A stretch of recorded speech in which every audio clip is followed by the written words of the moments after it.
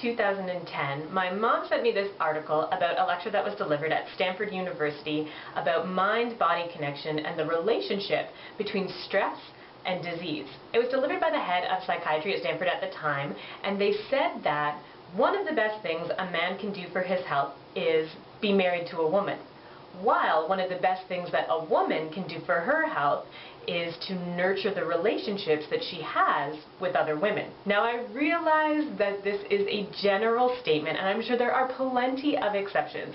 However, the gist is that women connect with other people differently. They form support networks where they share their stresses and they share their difficult situations, while men tend to form relationships based on shared activities. So when I first read this article, I loved it because I have great girlfriends and good relationships with my mom and my sisters, so I thought, like, hey, I'm set, this is amazing. However, I just finished my first week of school at Rhodes, and I am starting to really understand the benefit of these feminine types of relationships on a way deeper level. Not to say that everybody at the program is female, just that the types of conversations we are encouraged to have every day are the types of conversations that are being referred to in this article. We come in, we learn counseling theory, and then we practice that counseling theory on one another using our real life situations, talking about our stresses, talking about our struggles or our worries, and the rest of the class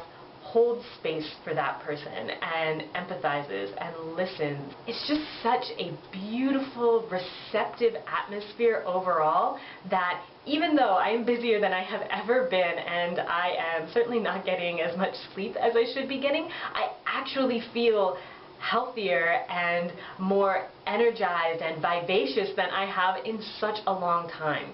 In just 4 days, my classmates and I have managed to form this unconditional support network that is actually rejuvenating. Now, I realize that my increased energy levels could also be the result of the fact that I am clearly in the honeymoon phase of being in love with my new school program, and I'm just riding waves of adrenaline and oxytocin. However, I prefer to think it's the result of being bathed in such a feminine environment all week long. And if I feel this good after 1 week, I can only imagine that by the end of the program, I'm going to be so healthy that I could develop like superhuman strength, which I would use for good.